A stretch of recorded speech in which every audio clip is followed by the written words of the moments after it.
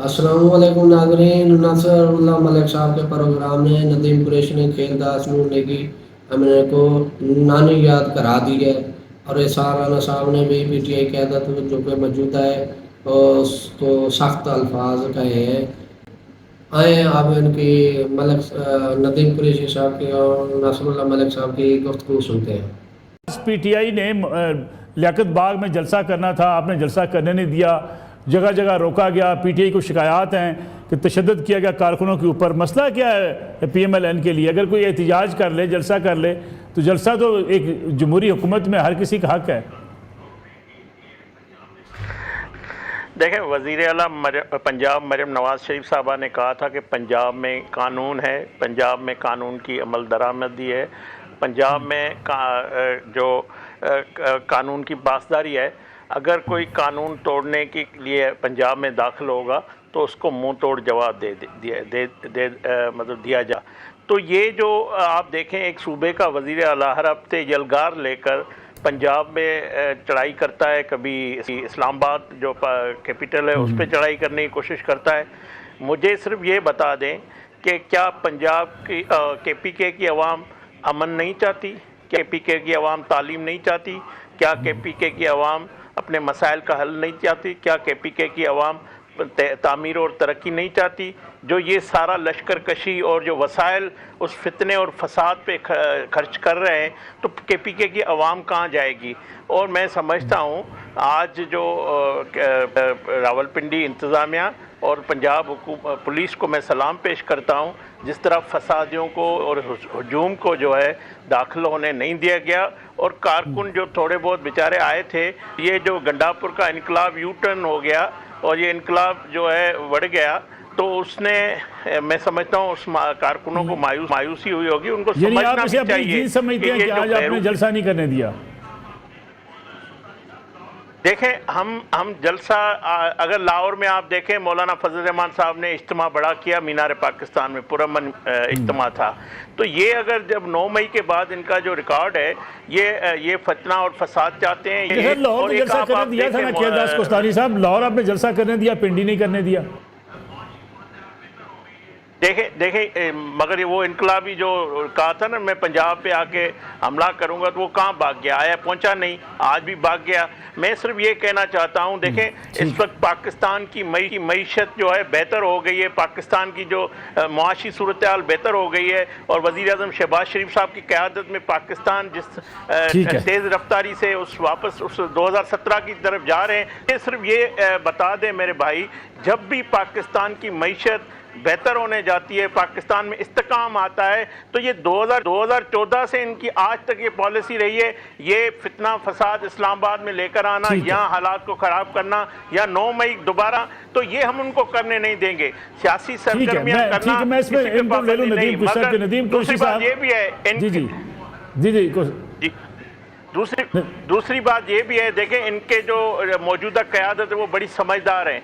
वो जिस तरह जो इनका उमर अयूब साहब हो, चेयरमैन गौहर साहब हो, किस तरह वो पतली गली से निकल जाते हैं और जो मासूम कारकुन हैं उनको हर हफ्ते हर दिन उनको जो है। ठीक है, मैं इसमें रिस्पांस दे रहा हूँ कोस्तानी साहब का। कोस्तानी साहब वापस आता हूँ आपकी तरफ। जी साहब, जो कोस्तानी साहब बात कर रहे हैं, इकानमी बेहतर हो रही है, जब इकानमी बेहतर होती है आप जलसे जरूर शुरू कर देते हैं। इमरान खान साहब जेल में हैं, मुकदमात अदालतों में हैं, पीटीआई भी कुछ थोड़ा सा सब्र नहीं कर सकती? बिस्मिल्लाहिर्रहमानिर्रहीम। एक तो मैं खेलदास कोस्तानी साहब ने जो फरमाया कि जी इनकी क़यादत पतली गली से निकल गई, बिल्कुल ऐसा नहीं है। अच्छा, हमारे साथ तो जो होना है, आपको पतली गली भी नहीं मिल रही इंशाअल्लाह ताला। आप जो ये इक़्तिदार की राहदारियों में फॉर्म 47 के जरिए आजकल चहलकदमी फरमा रहे हैं, आपके दिन बड़े थोड़े हैं।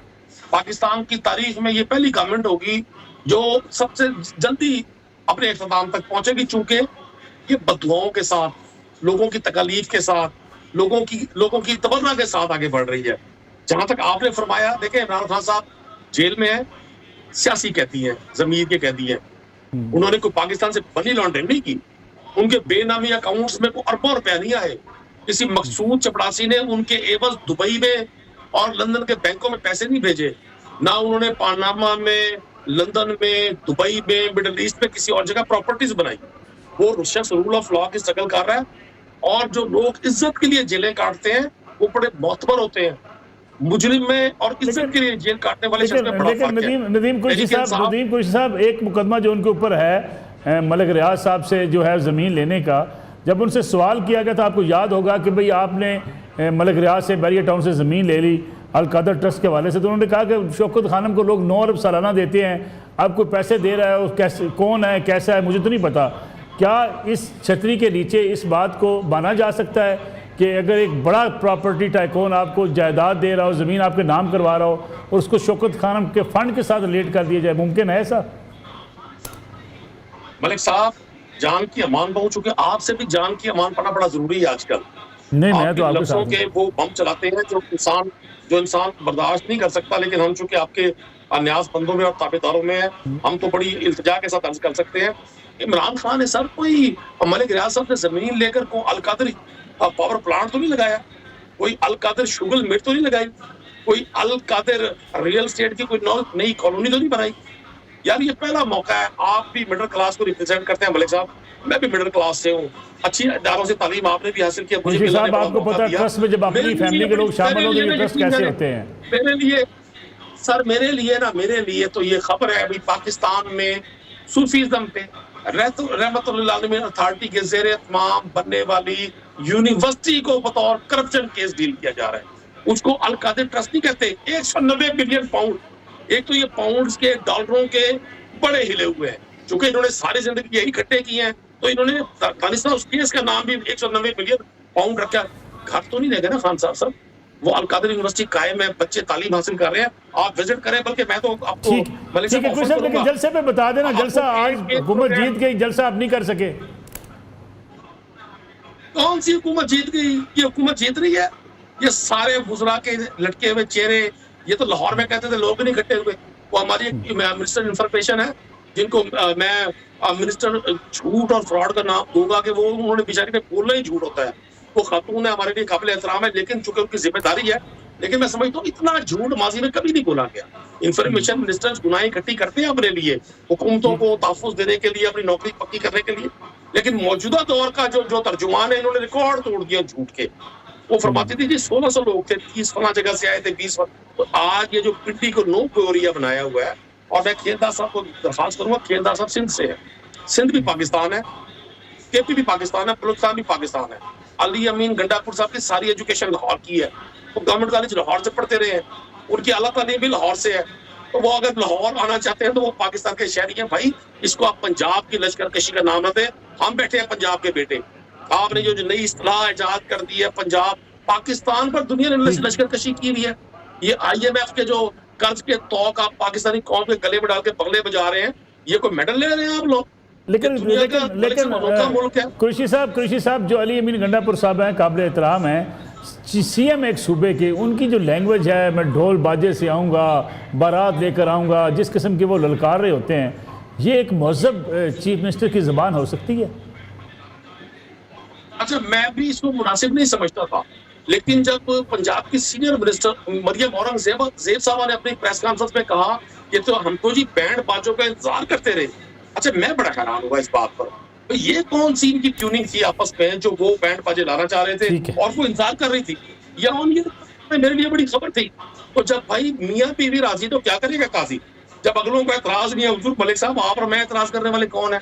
ये खुद का सीनियर मिनिस्टर ने कि जी मैं तो बैंड बाजों का और घोड़ों का इंतजार करती रही हूँ। ठीक है, मैं आपको गुजारिश कर दूं सर, जितनी गुफ्तगू, जितनी नाजेबा गुफ्तगू खान साहब के बारे में, उनकी फैमिली के बारे में, पाकिस्तान तहरीक इंसाफ की ख़वातीन के बारे में, और हमें, लेकिन ना मैं कॉमन पाकिस्तानी हूँ, जब मुझे कहा जाएगा ये गद्दार है, ये एंटी स्टेट है, ये शायद मेरे दिल पे क्या गुजरेगी सर। चलो मैं आता हूँ आपको वापस आपकी तरफ इसार राणा साहब से तजिया ले लूँगा। इसार राणा साहब जी सर, एक मिनट सुन ले, एक मिनट, अल्लाह गवाह है, मैं हल्फ कहता हूँ मैंने पाकिस्तान की एक पैनी की करप्शन अपने बच्चों को नहीं खिलाई, मैंने अपने बच्चों को हराम नहीं खिलाया। मैं सबसे ज्यादा प्राउड करता हूँ पाकिस्तानी होने पर। ये जो पाकिस्तान को लूटने वाले गिद्ध है ना, जब मैं इनके भाषण सुनता हूँ तो मुझे बड़ी हैरानी होती है।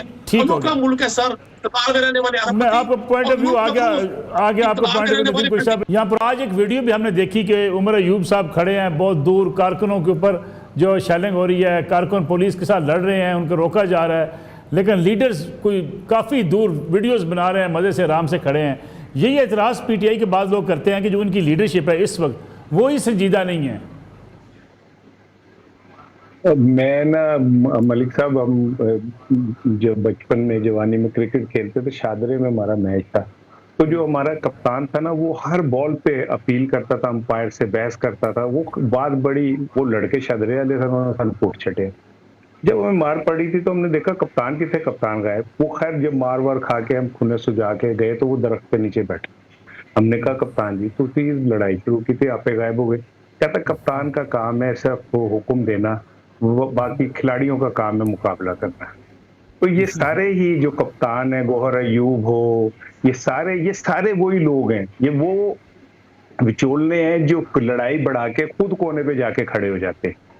और मैंने अपनी आंखों से देखा है, नुसरत भुट्टो साहिबा को टांके सर पे लगे, बीबी ने बाकायदा बाहर निकल के मुकाबले किए। ये सारे जो हैं इनकी डोरे किसी और के हाथ में। असद अयूब लंदन सैरे कर रहे हैं और वो किसी को कोविड हो जाता है अचानक, किसी का कुछ हो जाता है। ये सब लोग मैनेज हैं, ये सब लोग कंप्रोमाइज्ड हैं और ये कहीं ना कहीं जवाबदेह हैं और किसी और की गेम खेल रहे हैं। वैसे भी इनमें से किसका ताल्लुक बराह रास्त अवाम से है?